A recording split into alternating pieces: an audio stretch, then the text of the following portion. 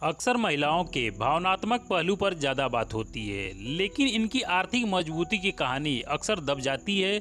इसलिए हम आज के इस वीडियो में बात करने वाले हैं भारत के 5 सबसे अमीर मुस्लिम महिलाओं के बारे में, जो अपने बिजनेस कौशल और कमाई से पुरुषों को भी मात देती हैं।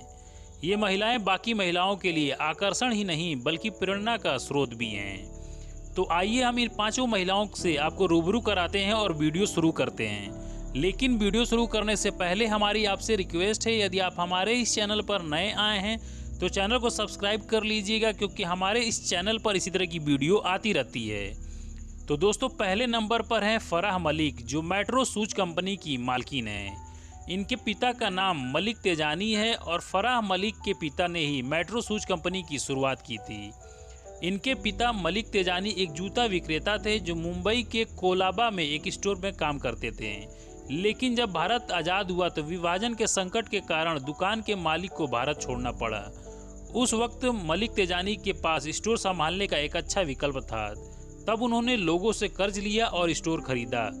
उन्होंने स्टोर का नाम मेट्रो शूज रखा, जो मुंबई के लोकप्रिय मेट्रो सिनेमा से लिया गया है।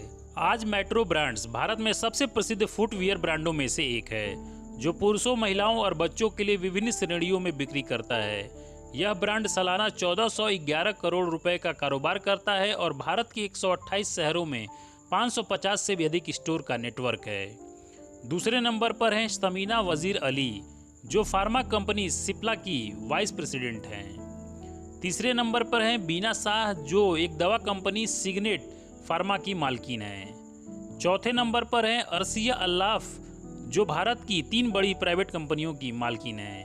5वें नंबर पर हैं अलीसा मोबेन, जो Aster DM health care company की डायरेक्टर हैं।